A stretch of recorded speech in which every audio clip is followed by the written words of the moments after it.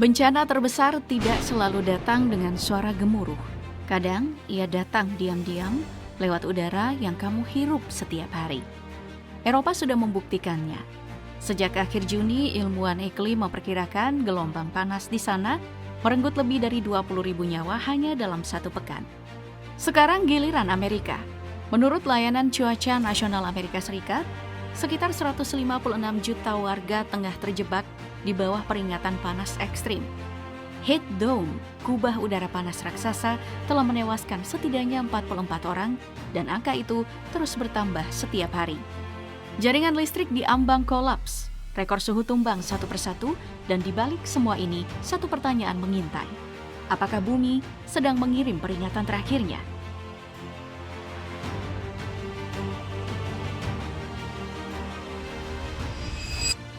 Oke, coba bayangkan sedang berada di tengah musim panas.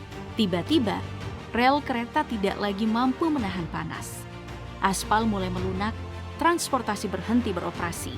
Bahkan, kamu bisa menggoreng telur tanpa pakai kompor. Inilah yang terjadi di Leipzig, Jerman. Suhu tinggi membuat bitumen perekat konstruksi meleleh hingga menutupi rel tram dan jalanan, melumpuhkan sebagian layanan transportasi. Jerman mencatat rekor suhu 41,7 derajat Celcius, disusul 41,9 derajat Celcius di Dokšany, Republik Ceko, dan 40,5 derajat Celcius di Slubice, Polandia. Sedikitnya 3.700 orang meninggal. Badan Meteorologi menjelaskan penyebab utamanya adalah fenomena Omega Block, pola atmosfer yang menjebak udara panas di suatu wilayah selama berhari-hari, bahkan berminggu-minggu. Udara dingin nyaris tidak punya kesempatan untuk masuk dan akibatnya suhu terus meningkat setiap harinya. Tapi pendiskusian kita kali ini bukanlah soal Eropa lagi. Jika Eropa yang punya salah satu infrastruktur terbaik di dunia saja bisa kewalahan dalam menghadapi gelombang panas, bagaimana dengan Amerika Serikat yang kini sedang menghadapi fenomena serupa?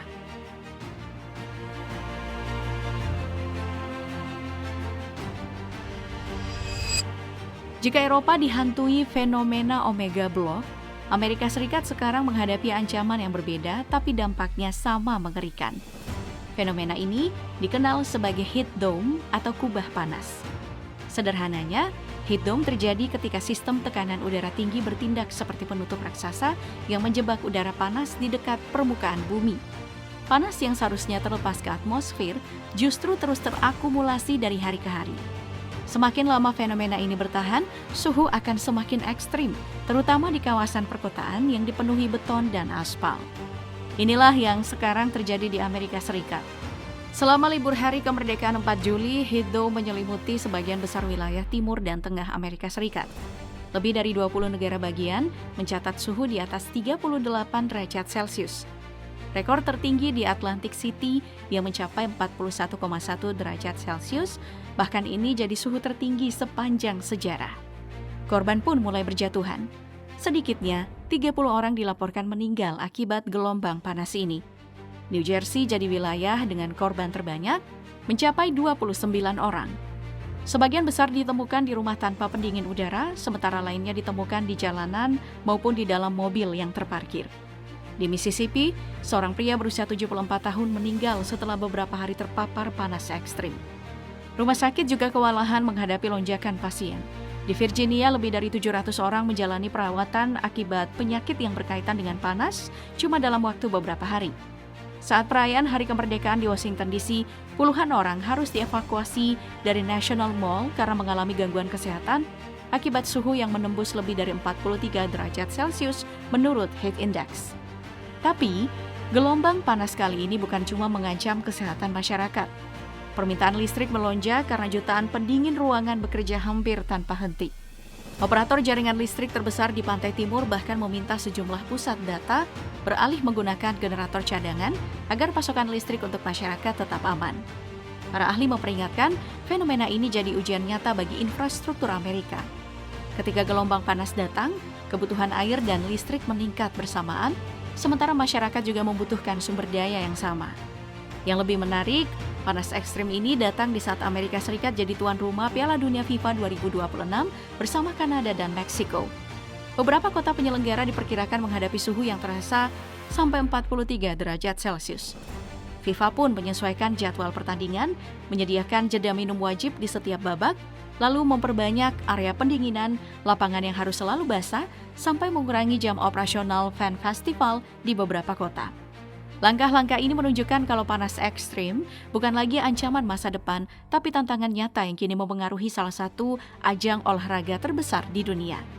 Dan jika negara terbesar Amerika Serikat saja mulai kewalahan menghadapi gelombang panas, pertanyaan berikutnya jadi semakin penting. Mengapa cuaca ekstrim kini muncul hampir bersamaan di berbagai belahan dunia? Jawabannya ternyata tidak sesederhana perubahan musim.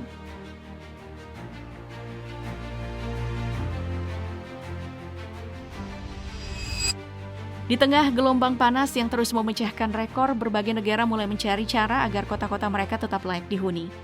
Di kota Yuncheng, China misalnya, kawasan permukiman kini dilengkapi dengan sistem penyemprot kabut di atas atap untuk membantu menurunkan suhu lingkungan. Sayangnya, teknologi saja tidaklah cukup. Para ilmuwan menjelaskan gelombang panas terjadi ketika sistem tekanan tinggi membentuk heat dome yang menjebak udara panas di dekat permukaan bumi. Kondisi ini diperparah oleh pemanasan global akibat pembakaran bahan bakar fosil dan deforestasi. Di kota-kota besar, situasi jadi lebih buruk karena muncul fenomena urban heat island. Beton dan aspal mampu menyerap panas sampai 95% energi matahari, lalu melepaskannya kembali ke udara. Akibatnya, ketika suhu udara mencapai 30 derajat Celcius, permukaan jalan bisa memanas sampai lebih dari 65 derajat Celcius, bahkan mendekati 82 derajat Celcius di bawah sinar matahari langsung. Cukup panas untuk menyebabkan luka bakar dalam hitungan detik. Tapi gelombang panas jarang datang sendirian. Di Eropa, panas ekstrim mengeringkan vegetasi dan memicu kebakaran hutan besar di Yunani, Portugal, Spanyol, dan Prancis. Ribuan hektar lahan terbakar, panti jompo dievakuasi, puluhan petugas pemadam kebakaran terluka parah, bahkan penyelenggara Tour de France memperingatkan beberapa etape dapat dibatalkan jika api terus meluas. Ironisnya, setelah dihantam panas ekstrim, sebagian wilayah Eropa justru diterjang badai petir hebat. Perubahan suhu yang drastis membuat atmosfer menjadi semakin tidak stabil. Pola serupa juga terjadi di Amerika Serikat. Ketika heat dome mulai melemah, udara yang sangat lembab memicu badai petir, hujan deras, sampai banjir bandang. Di New Jersey, atap sebuah pusat perbelanjaan ambruk akibat cuaca buruk. Sementara bandara-bandara besar mengalami gangguan penerbangan karena badai dan angin kencang. Di kawasan Asia Pasifik, ancaman lain ikut berkembang. Super Typhoon Bai menghantam wilayah Pasifik Amerika Serikat sebagai salah satu topan terkuat tahun ini. Tak lama berselang, topan Maisak memicu hujan ekstrim di Guangxi, Tiongkok, sampai menyebabkan tanggul waduk jebol, menewaskan sedikitnya 2 orang dan memaksa sedikitnya 48.000 warga dievakuasi. Semua peristiwa ini mungkin terlihat tidak saling berkaitan, tapi para ilmuwan melihat pola yang sama. Atmosfer yang semakin hangat menyimpan lebih banyak energi dan uap air. Sehingga cuaca ekstrim menjadi lebih sering, lebih intens, dan lebih sulit untuk diprediksi. Pertanyaannya sekarang, jika rangkaian bencana ini terus berulang, apakah dunia sudah benar-benar siap untuk menghadapi ancaman cuaca ekstrim berikutnya?